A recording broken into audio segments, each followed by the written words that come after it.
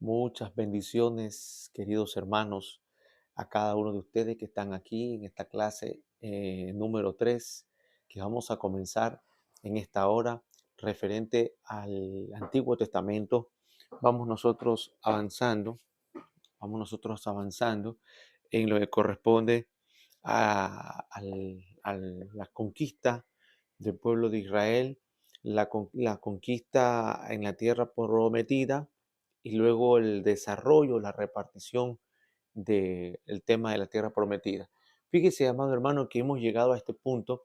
¿Qué reflexión hemos tenido del Pentateuco, por ejemplo, los 5 libros de la Biblia? Trato de no hacer muy teológico este, el estudio bíblico. ¿Para qué? Para que usted tenga herramientas, porque usted va a usar todo esto en su parte evangelística. Usted tenga una conciencia evangelística, una conciencia de presentar el mensaje de salvación. Génesis habla de la elección, Éxodo habla de la redención. Todo esto es el proceso de salvación de Cristo. Elección, Génesis. Éxodo habla de la redención. Levítico habla de la santificación. Números habla del orden, del ordenamiento. Por eso inicia, se llama números, porque Dios establece orden. Y el número 5 habla del Deuteronomio, que habla de la prosperidad, la bendición, como a través de la obediencia. Entonces, son 5 cosas que usted le presenta al nuevo creyente a través de los 5 primeros libros de la Biblia. ¿Cuál es el fundamento de nuestra fe? El fundamento de nuestra fe es Cristo, sí, pero ¿cómo es el proceso? Cuando usted le predica a alguien la palabra, usted le presenta la Biblia, no solo como un libro más de texto, no, le dice, mira, la Biblia habla, este es el proceso. En Génesis habla de la elección, cómo Dios te eligió, a pesar de que el mundo se llenó de idolatría y que estábamos muertos en nuestros delitos y pecados, así como Dios llamó a Abraham de Ur de los Caldeos, te está llamando a ti de una familia o de una religión o de una ciudad donde hay idolatría, hay pecado, hay un montón de cosas que te separan de Dios, pero te ha elegido. Génesis, la elección.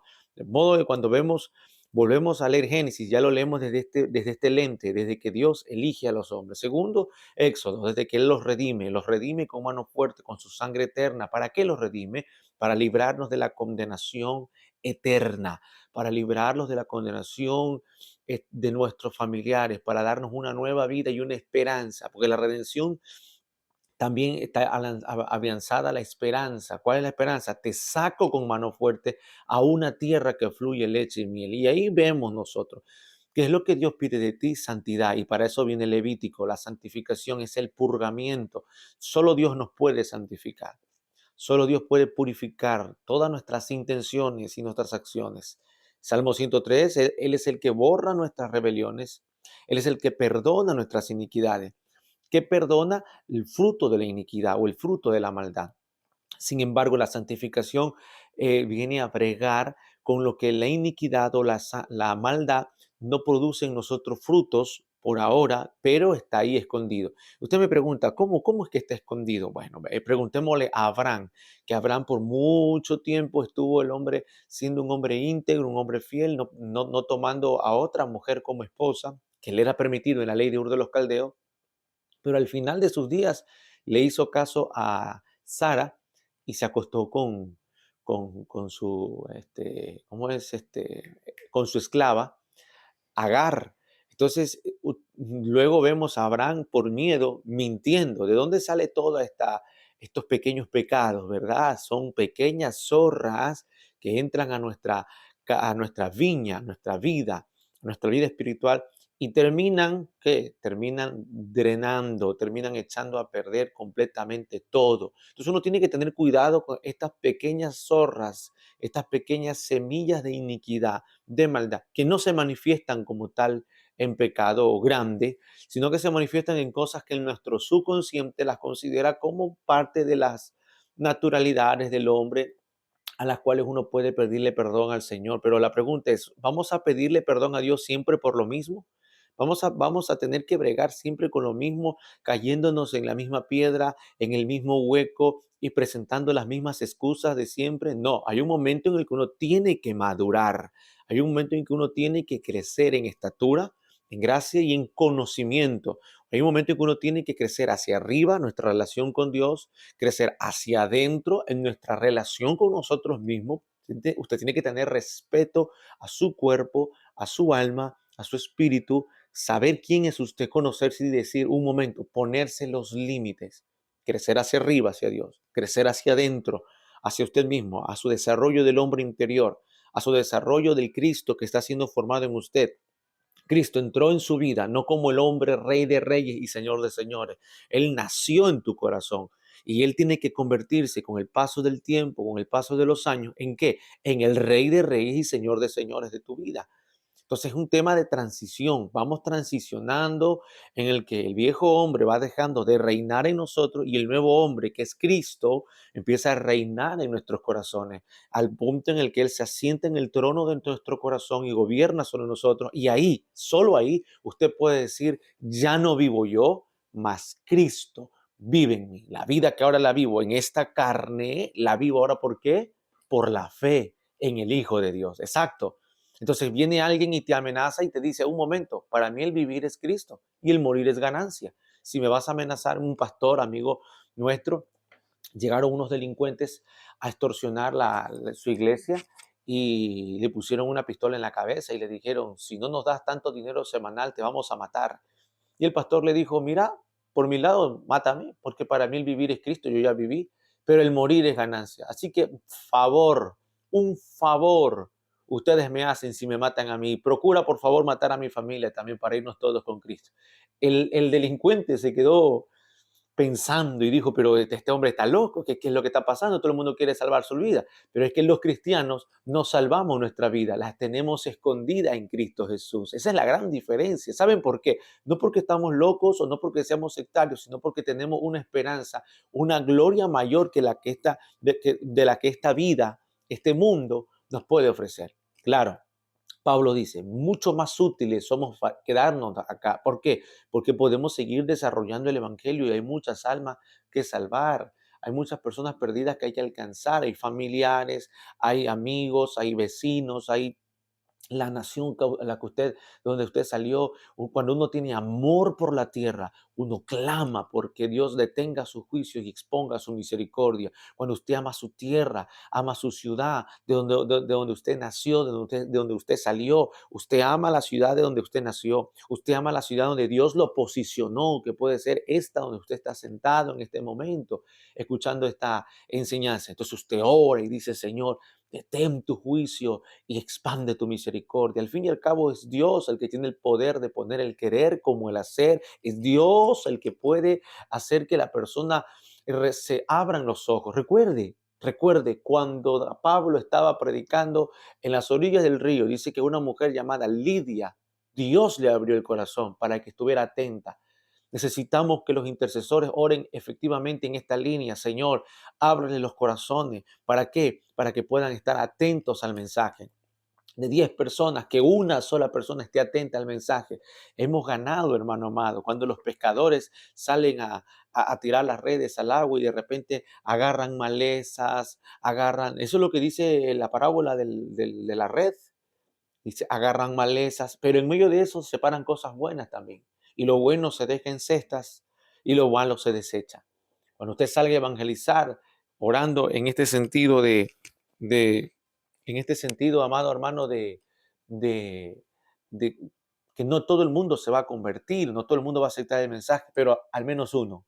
Por ese uno valió la pena haber aguantado una afrenta, haber orado bastante, por ese uno, por ese uno.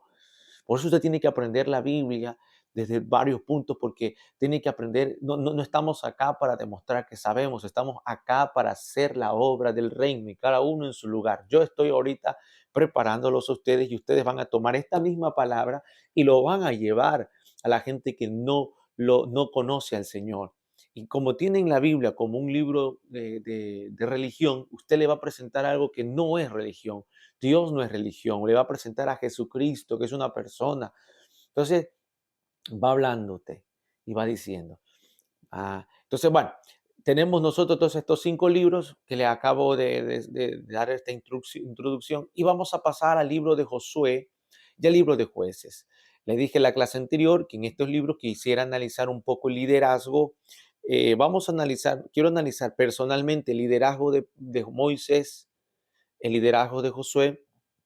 No les voy a tomar mucho tiempo porque yo sé que ustedes tienen deseo de que Dios los utilice poderosamente como estos ministros o como estos siervos de Dios fueron utilizados. Y la pregunta surge siempre: Señor, úsame, ¿qué debo de hacer?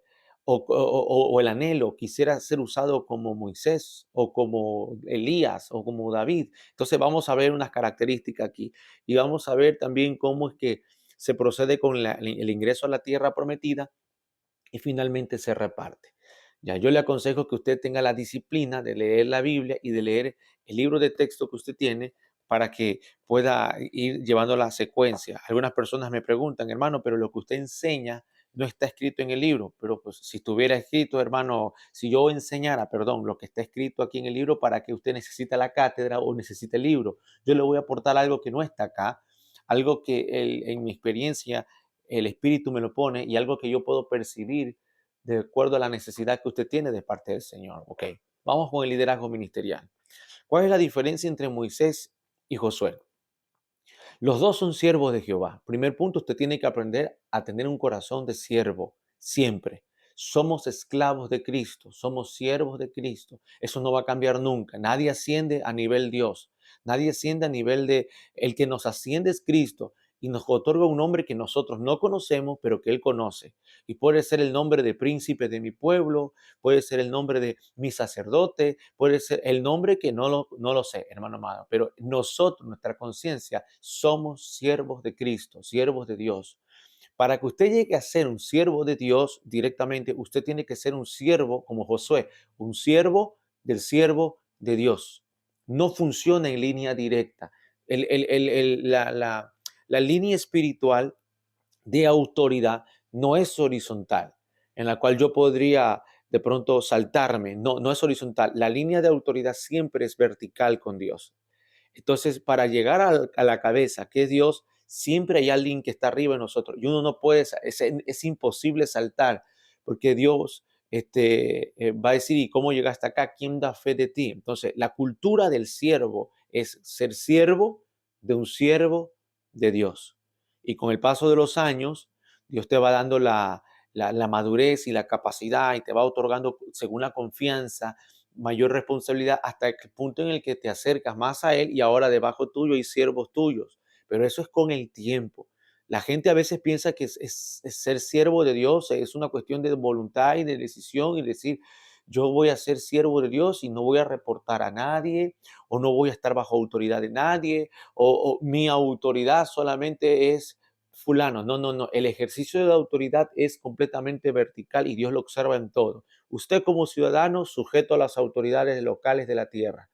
Usted como mujer sujeta a su autoridad que es su esposo. Esto no es machismo, esto no es feminismo, esto es línea de autoridad. Los hijos sujetos a sus autoridades que son sus padres. Los obreros, los trabajadores son sujetos a autoridades que son sus empleadores, sus patrones, quien sea. Si alguien te contrata para algún tema de tu trabajo, tu negocio o un servicio que tú ofreces, ellos que te pagan son tu autoridad. Dios premia la obediencia y premia la humildad. Es decir, no vamos a ponernos a discutir con quien nos ponemos bajo autoridad. Usted va a un gimnasio, ¿quién es su autoridad? El coach que le ayuda. Usted está en este momento en clase, ¿quién es su autoridad? La persona que está liderando toda la academia, toda la instrucción académica. Entonces, hay personas que dicen, mi autoridad solamente es mi pastor y pasan por la vida afrentando a todo el mundo. Dios observa porque te pesa la humildad. Observa la humildad. ¿Cómo eres con tus autoridades? ¿Ves autoridades? Aquel hombre dijo, yo soy hombre bajo autoridad y tengo hombre bajo autoridad. Y Cristo exaltó la fe de ese hombre, ese centurión romano, por encima de la fe de todo el pueblo de Israel en la antigüedad. Dijo, no he hallado en todo Israel un hombre con una semejante fe. ¿Cómo? Fe que trasciende la creencia o la parte mística, es una fe que te hace respetar la autoridad. Nunca afrente a una cana, siempre tenga respeto por las canas. Siempre. Levítico lo dice de Proverbios y lo dice Pablo a Timoteo. Respeta a los ancianos, respeta a las canas, respeta a la gente mayor. Siempre uno tiene que tener un respeto, una honra, aunque uno tenga la razón, porque la autoridad es lineal. Entonces, aquí está el principio número uno. Para llegar a ser siervo de Dios, usted tiene que ser siervo de un siervo de Dios. No, hermano, este es el reino entonces de los hombres. Tengo que yo mantener a un hombre. Bueno, Dios es un Dios a la antigua. Perdóneme que le dé esa mala noticia. Dios es un Dios a la antigua. Él trabaja bajo principios y valores. Y Él bendice las cosas que Él ordena. Si uno aplica las cosas que Él ordena, la bendición está asegurada. Así es, así de sencillo. Si nos movemos por emociones, nuestras emociones manipulan nuestro ego. Y ese ego nuestro, ese yo, ese siempre será el otro Dios. Satanás no compite contra Dios. Satanás es un instrumento de Dios. Es el malo, el maligno, pero termina siendo el esclavo de Dios. Dios no tiene enemigos. Nadie se puede poner de enemigo de Dios. El enemigo de Dios no existe. El enemigo de Dios es el invento del hombre. Satanás no lo puede ser porque Dios con un chasquido de su dedo lo puede desaparecer. Lo echó del cielo. O sea, no es un enemigo. Pero ¿cuál es el enemigo de Dios en este sentido? En la operación con el ser humano, es el mismo ser humano que interpone sus sentimientos, que interpone sus emociones por encima de la voluntad de Dios. Entonces el ego humano, el yo humano, se convierte en un Dios, en un nuevo Dios. Y ahí es cuando, ¿quién está entronado en tu corazón? ¿Quién gobierna tu corazón? ¿Tus sentimientos, tus emociones, tu yo humano o lo gobierna Dios? Voy a poner un ejemplo. Usted en el matrimonio, por ejemplo, si tengo problemas matrimoniales y yo ya no tengo amor por mi pareja, bueno, la Biblia dice que tienes que amar a tu esposa y vivir con ella sabiamente. No nos manda a entenderla, nos manda a vivir sabiamente con ella. Y le dice a la esposa que tiene que sujetarse o someterse al esposo. Y le dice a los hijos que tienen que obedecer a vuestros padres. Entonces, perdón, eh, ¿cómo lo puedo decir? Orden o en una situación matrimonial dicen, lo que pasa es que yo ya no siento amar a mi esposo, no me puedo someter. Muy bien, está bien. ¿Usted quiere ser salvo? ¿Usted quiere agradar a Dios? Sí, yo quiero agradar a Dios. Bueno, la Biblia dice también que uno tiene que amar a su prójimo. Si no lo ves como tu esposa o tu esposo, entonces obsérvalo como un prójimo y amalo, date a él como a ti mismo. No, lo que pasa es que yo tengo demasiados sentimientos negativos, resentimientos, enojos, y yo lo odio, lo aborrezco, ya no lo soporto. Bueno, la Biblia también te da una alternativa. Amad a vuestros enemigos. Si ves a tu pareja como tu enemigo, que es el rango más bajo, la Biblia te manda a darle de comer, a darle de beber, a bendecirlo, a orar por el que te persigue. Entonces no hay excusa. Y si con eso usted dice, no, la verdad no estoy dispuesto ni a amar a mi enemigo, entonces usted tiene un problema de idolatría. Usted echa a un lado a Jesucristo y usted quiere imponer sus sentimientos porque a usted le importa cómo usted se siente. Ahora usted dice, hermano, pero a Dios no le importa cómo yo me siento. Sí, claro que le importa cómo tú te sientes, pero ese sentimiento es mero carnal. En el momento que uno empieza a aplicar la obediencia, Él desata la bendición. Él desata la bendición. Fíjense que hay un texto en el libro de Isaías capítulo 30. Dice que cuando el Señor sane la herida, nuestra luz será más clara que el mediodía y que nuestra noche, nuestra luna será más clara que el sol, dice, y nuestro día será más claro que 7 días alumbrantes. Es decir, que cuando Dios de verdad sane, ¿cuándo va a sanar Dios? Cuando usted camine en obediencia. Cuando Dios sana la herida, entonces usted ve claramente. Entonces usted ve claramente para obedecer y la bendición viene ahí, poco a poco. No había amor, pero Dios proveyó amor. No se siente el amor, se decide. No había santidad, pero obedeció y empezó a proveer Dios la santidad. Así va. El ejercicio del ego humano es lo que tenemos que aprender a saber sujetar, lidiar, porque emocionalmente todos queremos progresar. Cuando estamos en este camino y tenemos un deseo de liderazgo como Josué, es fácil la tentación intentar saltarse los rangos de autoridad, intentar saltarse. Usted tiene autoridad por todos lados. Sí, le voy a decir eso. Usted tiene autoridades por todos lados porque el reino de Dios funciona en estar bajo autoridad. Siempre identifique cuál es su autoridad próxima en el área en la que se encuentre y sirva, sirva, sirva. Y un día usted va a heredar. Ahora, punto número 1, ser siervos del siervo de Jehová. Ahí se la dejo. Punto número 2, el proceder de Dios con los siervos de Jehová. No fue el mismo proceder de Dios con Moisés que el mismo proceder de Dios con Josué. Moisés, Señor, ¿qué hago? Levanta tu vara. 10 plagas llegaron. Señor, ¿qué hago? No clames a mí, levanta tu vara. Le dieron una vara a Moisés. Fíjese que a Moisés le dieron una vara y a Josué le dieron una espada. Moisés nunca peleó contra nadie, nunca peleó él contra nadie, pero Moisés levantaba la vara, Ur y Aarón levantando sus manos y triunfaba el pueblo, un montón de esclavos peleando contra amalecitas, pero Moisés levantando la vara. En cambio Josué dice que estaba todo el día afilando la espada. Entonces, vemos la operación diferente de liderazgo. A veces uno dice, yo quiero hacer lo mismo que hace mi líder. No, no, no, no, no, no, no, cálmate, cálmate. Tú tienes que servir a tu líder, al siervo de Dios que está. Pero en algún momento Dios te va a dar a ti tu propia armadura, tu propio enfoque ministerial. No significa que estás llevando la contraria, sino saber para qué Dios te llamó a ti. Si ese punto no lo logramos entender, no vamos a llegar a la conquista.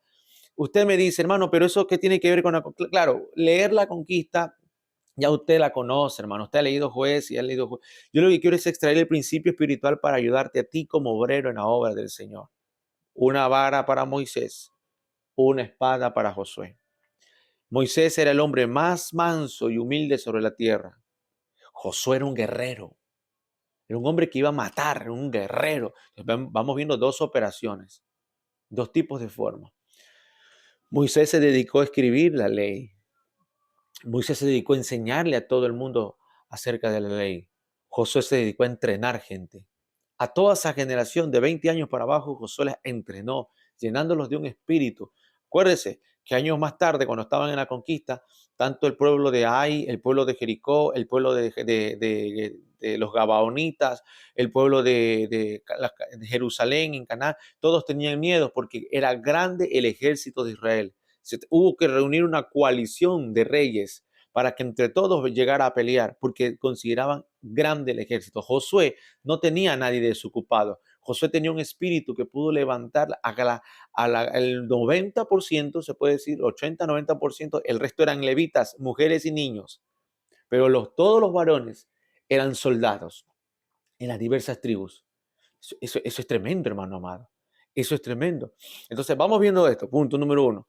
El punto número 2, perdón. La forma de moverse de Dios. ¿Cómo se movió Moisés como líder? Clamaba a Dios. ¿Y qué hizo Dios? Abrió el mar rojo y la gente pasó. Necesitan agua, golpeó, ¡pac!, con una vara y apareció el agua. Es decir, vemos una interacción en la que Moisés no se movía si Dios no le hablaba. Si la nube se movía, Moisés se movía con el pueblo. Si Dios le hablaba, Moisés hablaba con el pueblo. Ok, esa es una operación. Cuando llegamos a Josué, Josué empieza a clamar, Señor, ¿qué tengo que hacer? Y le dice Dios a Josué, mira que te mando, que te esfuerces, que seas valiente, que no tengas temor, medita de día y de noche en el libro de la ley. Ya no le dijeron a Josué que iba a hablar con él cara a cara. Ya le habían dado la ley, la Torá. Le dijo, tu trabajo ahora es meditar en la ley. Tu trabajo ahora es tratar de leer, meditar y percibir mi voz. El primer desafío que le tocó a Josué fue el paso al Mar Rojo. Dios no le habló cómo pasar el Mar Rojo, al igual que a Moisés. Dios no le dijo, vas a hacer tal cosa. No, la iniciativa vino de Josué, de tomar el arca del pacto y obedecer, como dijo Dios a Moisés en Levítico, que el arca del pacto tenía que ser cargada por los 4 sacerdotes de una manera específica y ellos siempre van primero y la presencia de Dios iba a ir con ellos. Note esto, hermano amado. Le mandaron a él a leer las escrituras, a meditar las escrituras, y va a depender de la revelación que iba a tener él en su interior y luego la aplicación que va a dar. Ya no iba a hablar Dios audiblemente. Ya no iba a dar indicaciones Dios audiblemente porque las indicaciones las dio a través de la ley. ¿Y qué hizo Josué? y cumplió ese parámetro, esa orden, y el mar se abrió. ¿Qué nos enseña a nosotros esto, hermano? A veces las personas están buscando a Dios místicamente. Señor, dame una palabra a través de la oración, dame una palabra, pero Dios te dice, medita en el libro que ya está escrito, en la palabra profética más segura, a la cual debemos estar atentos como antorcha ardiente. Dios te va a hablar.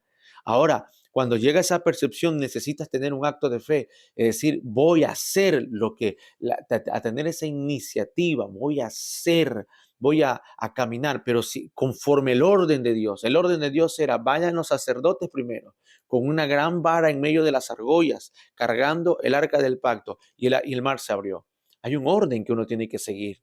El esposo ama a la esposa y vive con ella sabiamente. La esposa se sujeta a ese esposo que ama y que trata sabiamente. ¿Cómo? ¿Cómo? ¿Cómo? ¿Cómo? Como si fuera Cristo. El esposo tiene que cuidar a la esposa como Cristo cuida a la iglesia. La esposa debe de sujetarse, entregarse, no negarse a Cristo como no se negaría al esposo, como no nos negaríamos a Cristo. Los hijos deben de sujetarse a los padres y los padres enseñarle en total disciplina. Mire esto, mire, este es el orden de Dios. Pero cuando este orden se invierte, y los hijos, en vez de sujetarse, son los que ordenan a los padres, son los que condicionan a los padres. Se invirtió el orden, no hay bendición en esa paternidad. Cuando la esposa no se sujeta al esposo y la esposa es la que gobierna al esposo, y la esposa es la que demanda y ordena, impone, y no lo ve como a Cristo, sino como a un pelele, a un hombre común y corriente. No, no, no. Esto, se invirtió el orden. Y cuando este hombre no es la cabeza y es la cola, cuando este hombre no está disciplinando, no está viviendo sabiamente, ¿qué tenemos acá? Un hombre amargado, frustrado, donde entran en un llamado, míreme, míreme acá, triángulo dramático se llama esto, un triángulo dramático, donde aquí arriba hay un salvador, en esta esquina hay una víctima y en esta esquina hay un perseguidor. Entonces, cuando el orden está invertido, hay problemas en la casa. Uno es el perseguidor, se queja por todo. El otro es la víctima. Dice, yo estoy pasando pruebas, estoy pasando situaciones, no sé qué hacer, y buscan un salvador. Pastor, ayúdeme, hermano, amigo, estoy pasando pruebas en mi hogar, mi marido se ha levantado, mi esposo se ha levantado. Decimos se ha levantado, cuando de verdad deberíamos de ver cómo está este orden. ¿Está así o está así? A veces el diablo nos engaña y nos tira tierra en los ojos y pensamos que es una prueba cuando no es una prueba, es una cosa que está en desorden. Es una cosa que está en desorden. Fíjese, amado hermano, que Dios no puede bendecir el desorden. Conoce las escrituras, conoce las palabras de Dios tal y como están y toma acción. Toma acción, pasa al mar como Dios lo ordenó. ¡Ja! David tenía el corazón conforme a Dios y mandó a traer el arca del pacto. El sueño de su vida era traer el arca del pacto, pero él no tenía conocimiento, no había averiguado bien, investigado bien cómo traer el arca del pacto. Usted ha leído esa historia. Cuando no te informas bien, cuando no te preparas bien, cuando no te capacitas bien y luego tomas decisiones sin tener conocimiento claro, hay personas que van a sufrir las grandes consecuencias. Usa quiso tocar el arca, tampoco sabía que el arca no podía ser tocada por cualquier persona natural, solo los sacerdotes podían tocar el arca, lo dice Levítico, lo dice el libro de Éxodo. Murió fulminantemente, un hombre inocente, murió fulminantemente. David se siente culpable y dice, por mi culpa ha muerto un hombre inocente. Y dejó el arca del pacto en un lugar hasta que él empezó a averiguar, investigar y dijo, wow, me he equivocado. Todos podemos equivocarnos una vez. Todos podemos equivocarnos una vez. Tú aprendes, buscas la información, te ilustras y luego ¿qué pasa? Llegas a la corrección y tienes frutos. Está bien, puede que el orden esté equivocado en tu hogar o puede que en tu trabajo estés equivocado. Está bien, pero ya es el momento de corregir. Usted como cristiano no debe de ver las cosas negativas como la norma. La norma la tiene Dios y Dios te ha prometido que te va a bendecir. En el mundo tendréis aflicciones, el dólar puede caer, la moral se puede caer del país, las leyes pueden estar a favor de la injusticia. No te olvides que Dios ya venció el mundo. No te olvides que Cristo ya venció el mundo. No importa el presidente que esté de turno. No importa las leyes que se aprueben, no importa si en los colegios y escuelas hay un ataque fuerte para nuestros hijos. Recuerda, Dios no ha perdido una batalla. Él tiene un remanente que protege y guarda. A los que son del remanente de Dios, le parecerá locura. Un estupor cae sobre los hijos de las tinieblas, pero a nosotros, los hijos de la luz, y a nuestros hijos, porque Él ha prometido guardar a nuestros hijos y a nuestra descendencia, nuestro remanente va a seguir preservando y se va a ser preservado hasta el día glorioso en el que Cristo aparezca y se case con su iglesia, su novia. Nosotros tenemos la norma, no el mundo. La norma es que Dios está en su trono y juzga con vara de hierro a todas las naciones. Hermano, amado, cuando usted ve a Dios en su trono, usted se siente tranquilo. Usted baja a la tierra y dice, bueno, aquí hay caos, aquí hay esto, pero tengo una tierra prometida que conquistar, tengo una promesa que conquistar, pero debo de llenarme de conocimiento, capacitarme, no sea que se muera gente inocente. Si Josué comete un error y él empieza a caminar sobre el agua primero y no conforme Dios instruyó a Moisés, se echa a perder esa gente, hermano amado.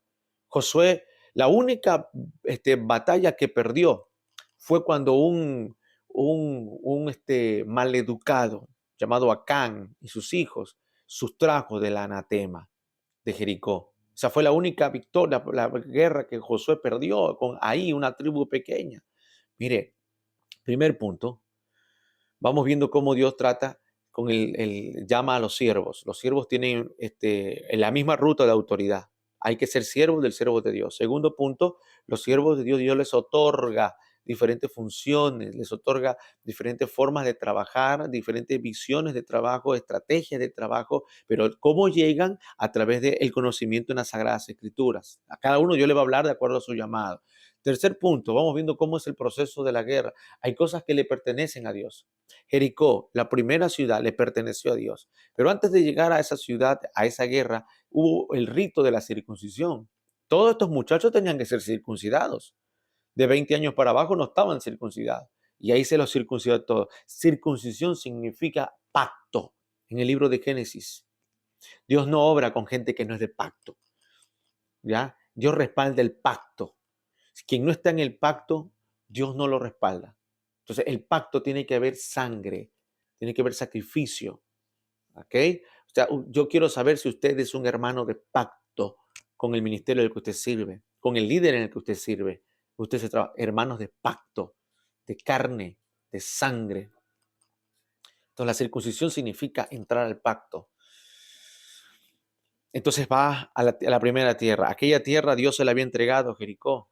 Qué interesante, hermano amado, porque dice que el terror de Dios ya recorría las calles de Jericó. No voy a entrar en detalles para hablar de Rahab y su fe maravillosa, porque eso sería, hermano, es una cosa linda de ver cómo Dios le dio salvación a alguien que no se la merecía. Le dio salvación a alguien a quien no le habían predicado el evangelio, porque Rahab ya tenía fe cuando recibió a los espías. Eso es impresionante. Rahab fue aceptada por Dios, fue salva por Dios antes de conocer la propia ley. Hermano amado, el tema no es predicarle a la gente la ley que nosotros conocemos. El tema es predicarle a la gente la fe que nos salvó a nosotros, que es Jesucristo. La idea no es sacar a la gente de sus iglesias, de sus religiones, de su idolatría. La idea es predicar la fe que a nosotros nos salvó. Y deje que la fe, como a Rahab, la fe de Rahab le dio la salvación. De una manera misteriosa, la fe opera. El misterio de la fe es de esa forma, dijo Pablo. Pero ese no es el punto. El punto es que Dios separó ¿cómo es? A Jericó, la separó. ¿Para qué? Para que sea su primicia. Esto nos habla de las normas y principios espirituales. Dios es un Dios que obra por principios. Si tú respetas los diezmos, las ofrendas, las primicias y se las entregas al Señor, Él te bendice, Él te garantiza la siguiente bendición. Esto no es una semántica de la teología de la prosperidad. Esto no es una semántica para quitar dinero. Este es un orden y principio de Dios. Lo primero es mío, Jericó es mío, quémalo todo. El que toca algo de mi primicia, eso es anatema. Te va a ir mal. Eso es maldición. Nunca toque la primicia. Nunca desobedezca. Es que Dios no me ha hablado a mí de entregar primicia. Bueno, la palabra lo está hablando ya. Entonces vemos nosotros cómo procede la conquista. Josué, impetuoso, guerrero, como dijo David, él adiestra mis manos para la batalla, mis dedos para la guerra. Hay una operación que se hacen con las manos, hay una operación que se hacen con los dedos, ¿ya? Con las manos uno toma el pan, con las manos uno toma el arma para pelear, pero con los dedos uno suele tomar ciertas cosas más delicadas. El buen guerrero es diestro en usar las manos y en usar los dedos. Hay necesidades que uno no tiene que echarle mano cuando habla con la gente. Hay necesidades que uno tiene que ser muy cauteloso con los dedos. Temas que son muy sensibles, como la homosexualidad, como las drogas, como algunos temas, abuso sexual, abuso infantil, temas que uno tiene que tener como los dedos del cirujano. Él entrena mis manos para la batalla, dice el Salmo, y mis dedos para la guerra. ¿Cómo entrena tus dedos para la guerra? Hay cosas que hay que tener mucho tino para hablar.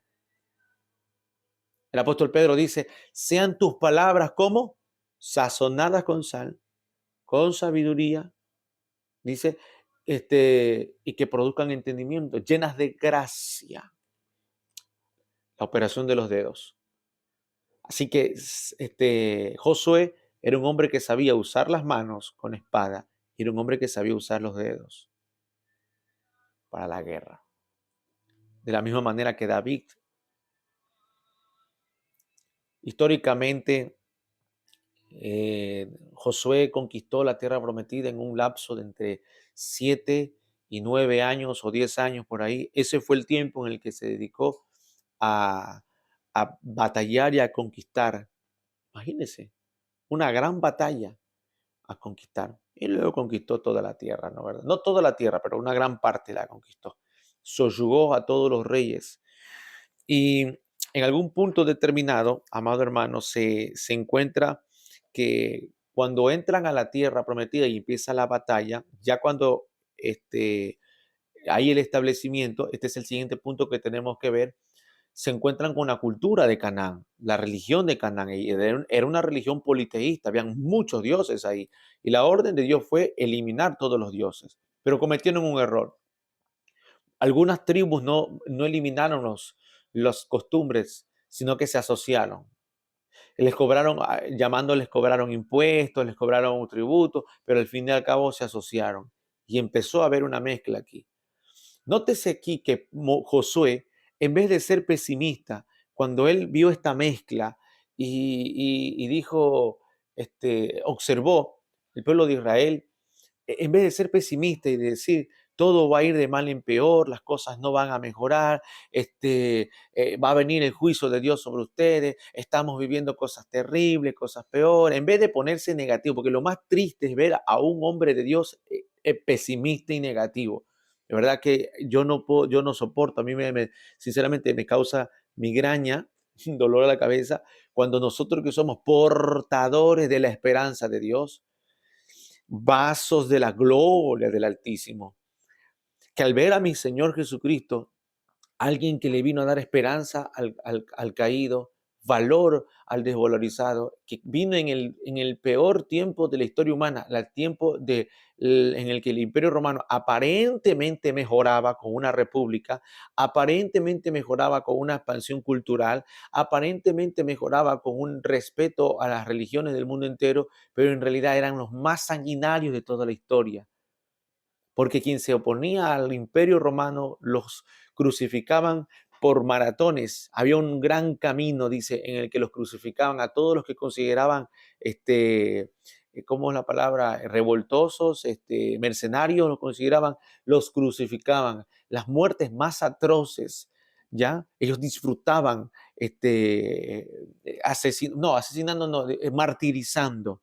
Por eso cuando nuestro Señor Jesucristo fue martirizado, el brutal martirio que pasó él, el romano tenía esa filosofía. Entonces, por un lado, el romano pensaba que mejoraba la raza humana con la ciudadanía romana, con el establecimiento de la polis, con la república, con el movimiento greco-romano, la filosofía que empezó a surgir a través de los pensadores, porque hubo una conexión entre griegos y romanos y aparentemente hubo un desarrollo que empezó a traer, en realidad había una gran opresión. Por lo menos el pueblo judío estaba muy oprimido con el tema de los impuestos, con el tema de los pobres por todos lados, los enfermos, gente sin esperanza, aparte de que el concilio religioso de Jerusalén no ayudaba tampoco. En medio de esa época aparece Cristo y le dice a la gente, bienaventurados los pobres en espíritu, porque ellos es el reino de los cielos. Bienaventurados los que lloran, porque recibirán consolación. Bienaventurados los que tienen paciencia, porque ellos serán llamados hijos de Dios.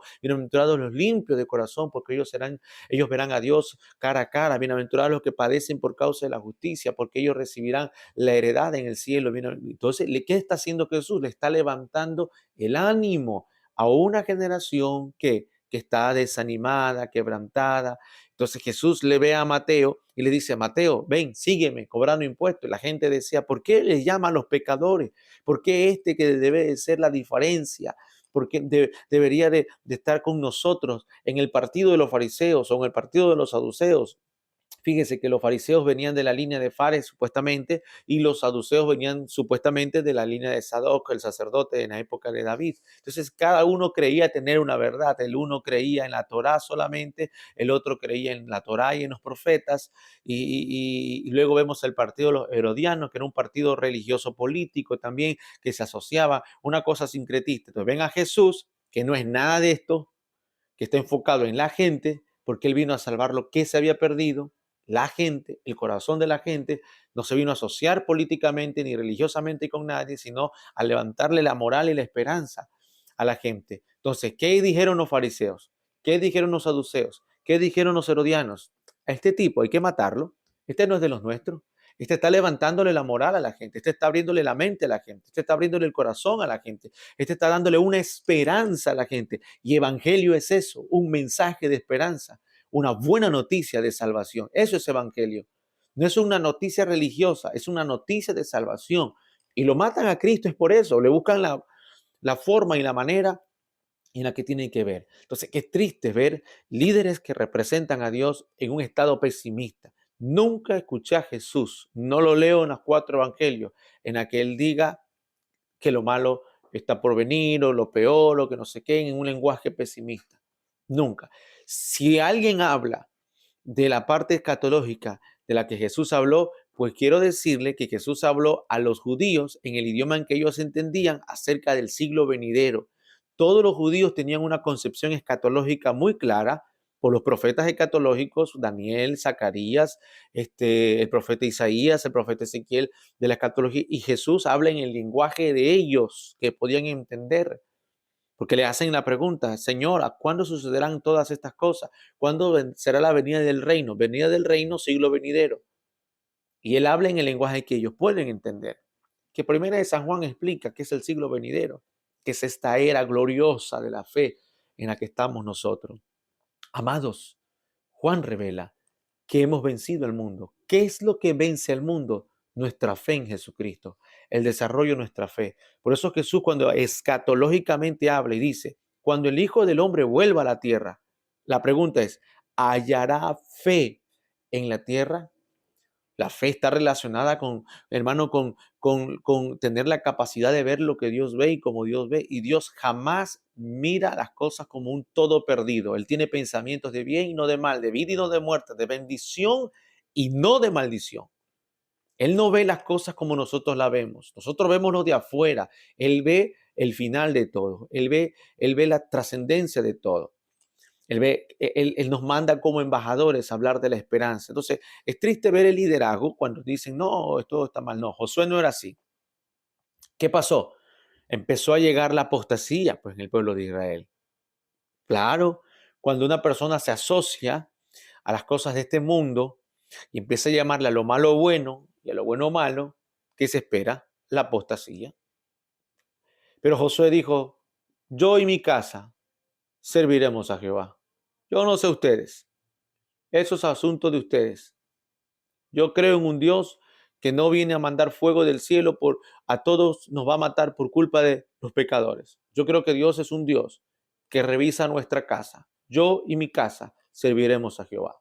Si alguien quiere el consejo de Dios, yo estoy para ayudarlo, para dirigirlo, para aconsejarlo. Si alguien quiere vivir apóstatamente o impíamente, hágalo. Yo y mi casa serviremos a Jehová. Eso es lo que dice Apocalipsis. El que es inmundo, sigue inmundo todavía, pero es el que es santo, santifíquese todavía más. Entonces esos son los dos puntos. No nos podemos dejar amedrentar por lo que haga el mundo. Allá, mi trabajo es ser ejemplo y ser luz. ¿Quieres alumbrarte con la luz que me alumbra a mí? Pues ven, yo te voy a enseñar el camino de la vida. Te voy a mostrar las virtudes de aquel que me salvó de las mismas tinieblas que tú estabas. A esta luz admirable, gloriosa y maravillosa, porque en algo hemos sido llamados tú y yo juntos a dar a conocer las virtudes de aquel que nos llamó de la luz a las tinieblas. ¡Ey, ey, ey! Las virtudes, las virtudes. Ejercítate en descubrir las virtudes de Dios. Ejercítate en descubrir lo glorioso que Él tiene para el ser humano y se lo das a conocer, porque la mies es mucha, está lista, los obreros son los pocos. Como obreros preparémonos para la mies. Entramos al libro de Jueces. Jueces y Josué antes estaban funcionados, porque no se sabe en qué momento termina Josué, y comienza Jueces. Porque con la muerte de Josué, ¿verdad que Josué no tuvo hijos? También con la muerte de Josué, amado hermano, viene Otoniel, el sobrino de Caleb, y él es llamado por Dios para empezar a ponerse como juez en toda la tierra. Cuando vemos nosotros el libro de Jueces, lamentablemente vemos este ciclo. Es un ciclo que se, que se repite continuamente, hermano amado, que aparece el pecado. Y el pecado nos lleva a la esclavitud. Y la esclavitud trae al arrepentimiento luego y el arrepentimiento a la liberación. Pero sigue siendo el ciclo. Desde la muerte de Josué empezó a darse estos destellos de apostasía. El pueblo caía en el pecado de la apostasía. Idolatrías, sincretismos, fornicaciones, etcétera. ¿Por qué? Porque se asociaron con las naciones paganas. Entonces, amado hermano, y aparecía el pecado. Y aparecía la esclavitud, porque Dios castiga el pecado. Y hay una parte en el libro de Jueces, que dice, y Dios permitió que quedaran esas naciones ahí con ellos también, cercanas, que no lograron conquistar. Entre estos están los filisteos, y entre estos están los árabes, entre estos están los amalecitas también. Dice, ¿para qué? Para que Dios los usaba a ellos como fuente de disciplina. Cada vez que el pueblo de Israel caía en pecado, venía Dios y los levantaba como disciplinadores y los perseguía. Y ahí vemos en la época de Gedeón, en la época de Sansón, en la época de todos los jueces, como de tiempo en tiempo se levantaban, robaban sus cosechas, mataban a sus mujeres, y Dios los levantaba como una especie de disciplina, de forma de tramar, de llamar la atención. Y ahí, del pecado, pasaban a la esclavitud, soyugados. ¿Cuántos años soyugados? El hombre puede vivir años en un estado de esclavitud. Usted sabe eso, hermano amado. El hombre puede vivir años en esclavitud del resentimiento. El hombre puede vivir años en esclavitud de la depresión, de la victimización, del estado de victimización. El hombre puede vivir años en un estado de drogadicción que sabe que le hace daño, el alcohol. Esa esclavitud de tener dos vidas, dos parejas, dos maridos o dos mujeres y tratar de con la mentira mantener las dos vidas que tienen es una esclavitud, hermano amado. El hombre puede vivir años en esa esclavitud. Pero luego viene el clamor. Cuando clama a Dios, hay arrepentimiento, pues Señor, me arrepiento de todos mis pecados, y luego la liberación. Y una generación se salva, como la nuestra, clamamos, fuimos librados del pecado, fuimos sanados, pero ahora viene la siguiente generación, que es la de nuestros hijos, y hay esa preocupación, cómo traspasamos el mismo ideal de que Dios, bueno, hermano, no te aflijas. En el libro de Jueces está este ciclo. Que Dios nos guarde y que Dios nos libre de ver a nuestros hijos pasar por estos ciclos, hermano amado. Pero si les toca pasar, lo van a pasar, porque son ciclos humanos, pecado, esclavitud, arrepentimiento y finalmente liberación. Pero clamemos para que al final Dios cumpla su promesa, Dios cumpla sus palabras con nosotros. Es importante que usted se aprenda esto. Le cuento, la primera vez que yo saqué mi visa americana, me preguntaron a mí si de verdad yo era predicador, si de verdad yo era pastor. Y yo le digo que sí. Me dice, bueno, entonces dígame cuántos jueces tiene la Biblia. Y le digo, ¿jueces de qué? ¿Del libro de los jueces? Sí, del libro de los jueces. Y le digo, bueno, mínimo, creo que hay un máximo de 13 jueces, pero los más famosos son 6 jueces. Le digo yo, está Otoniel, está Débora, está Otoniel, Débora, Gedeón, Jefté, Sansón, no me acuerdo otro más. Ah, bueno, está bien, sí sabe, sí tiene conocimiento, me dice. Y tal, me dieron una visa. Tener conocimiento de estas cosas, no sabes en qué momento te va a abrir las puertas. Yo lo cuento como testimonio personal. Entonces vemos nosotros que estos jueces gobernaron en el pueblo de Israel como parte de este ciclo, el ciclo del pecado, el ciclo de la esclavitud, el ciclo de arrepentimiento, el ciclo de la liberación. Y estos jueces pues aparecieron en un tiempo pues muy fuerte de confusión. Dice el libro de Josué que no había rey, no había orden y el pueblo hacía lo que le quería y lo que le parecía. Podríamos decir que esto ocurrió porque no había maestros que enseñaran la ley o no había interés por escuchar la palabra de Dios en su momento determinado. Cuando le dicen a Manoa que va a tener un hijo, su esposa va a tener un hijo que se llama Sansón, Manoa le dice a Dios, ¿cómo debo de criar a este muchacho? Mire, ¿cómo debo de criar a este muchacho? Había una ignorancia tan grande en el que no se sabía cómo traspasar la estafeta de una generación a otra del conocimiento de Dios. Por eso usted debe de ser responsable, porque usted tiene que prepararse no solo para evangelizar a las calles, no solamente para ser un líder, debe de prepararse para pasar la estafeta a sus generaciones, a sus hijos, a sus nietos. Prepárese. Hermano Iván, es que no tengo a mis hijos ahora, mis hijos están en rebeldía y se fueron de la casa. Usted prepárese, usted prepárese. Estás preparado para presentar defensa en todo momento. Dice, prepárese porque tú no sabes en qué momento, en qué año, si es ahora o en 5 o 10 años en que Dios va a entregar en tus manos a tu hogar o tu familia. Dios es justo para responder tus oraciones. Tarde o temprano Él va a responder tus oraciones y más nos vale estar preparados para el día que el Señor nos responda. Y Él va a poner delante de ti, a tu familia por la que clamaste. Te va a dar la oportunidad de hablarles, sea en un cumpleaños, sea en un funeral, sea que tengan que retornar a los Estados Unidos, o sea que tú tengas que ir a tu país, te va a dar la oportunidad de dar el testimonio de Cristo. La pregunta es, ¿estarás preparado para eso? ¿Estarás preparado para tirar la red como las manos para la batalla y los dedos para la guerra? ¿Estarás preparado? Para eso estamos acá. Porque en un tiempo de confusión, siempre Dios levanta jueces. Así que en este tiempo de confusión que está pasando el mundo entero, las naciones, confusión moral, confusión espiritual, confusión política, yo creo que Dios nos está preparando a nosotros como sus jueces, como gente que va a trazar la moral correcta, que es la moral del reino. Eh, la moral del reino. Entonces nosotros vemos acá ya cómo vino la conquista de Canaán.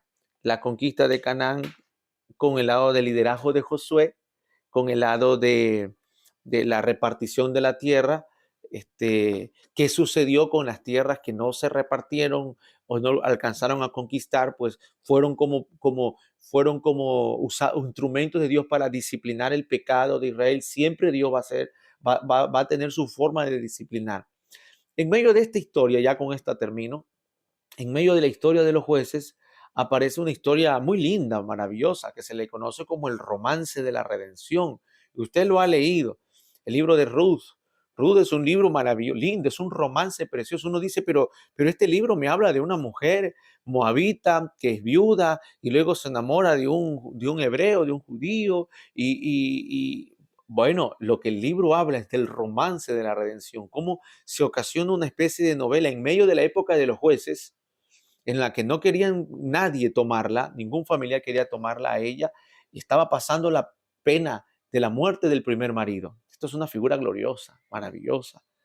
Usted y yo tuvimos un marido malo, perverso, que era el diablo. Ese mal marido nos robó, nos mató, nos destruyó, nos aniquiló, nos violó la inocencia. El diablo como marido es malo. Los que adoran al diablo no saben quién es el diablo. El diablo es ladrón, asesino, homicida, mentiroso, enemigo de Dios y que trata de convertir al ser humano en lo que él es, un ser reprobado. La palabra infierno significa enema, a ver, ejena, algo así se llama, que significa basurero. Cuando la Biblia dice que serás arrojado tu cuerpo o será arrojada tu alma, o ese lugar es en donde el crujir y llorar, el de dientes, lugar de tormento, se traduce como basurero. Dios no quiere que nuestra alma quede en el basurero. Basurero es decir, el lugar que no sirve para nada. Después de abandonar este cuerpo, nosotros seguiremos sirviendo a Dios en las cosas misteriosas que desconocemos. Pero no quiero estar en el basurero, en el desecho. ¿Dónde estará eso? En el infierno. Infierno significa basurero. Entonces, amado hermano, esta mujer venía viuda de un marido. Nosotros también debimos de haber enviudado de un marido, el mal marido, Satanás, y esperando por este nuevo marido, este marido que nos vino a redimir, que es Cristo Jesús. Y esto significa el libro de Ruth, amado hermano. En parte, bueno, para introducir la siguiente clase voy a hablar un poquito más de esto, pero imagínense, el romance de la redención. Al final, ella, Ruth, como figura de la iglesia, encontró a su Obed, a su Cristo, que al final y al cabo hubo esa conexión amorosa, porque se cumplieron las cosas y se extendió la redención y fue redimida y hubo herencia. Entonces quiero que te des cuenta que en medio de la apostasía, en medio del tiempo de confusión, en medio de los ciclos estos que había pecado, había esclavitud y todo el tema, también hay redención, porque Dios no es un Dios que pierde batalla. En medio de este tiempo que estamos pasando, también Dios está preparando tiempos de redención. Y lo vemos todos los días, todas las semanas, cuando se convierten almas a Cristo. Usted lo ve. Dios hace su proceso de redención. Ten esperanza, ten expectativa, ten fe. Que Dios te bendiga y te guarde. Que Dios haga resplandecer su rostro sobre ti y te envíe ayuda desde su santuario. Te bendigo para que tengas una semana maravillosa y que el Todopoderoso te siga revelando estas perlas preciosas de Josué, de Jueces y del libro de Ruth que componen esta época maravillosa de la conquista y el tiempo de los jueces. La siguiente clase vamos a empezar a hablar, déjeme ver, la siguiente clase vamos a empezar a hablar de la era de la teocracia, claro, de la era de teocracia y cómo comienza el movimiento profético y luego el movimiento monárquico dentro del pueblo de Israel. Te bendigo, nos vemos la siguiente semana. Un abrazo a cada uno de ustedes.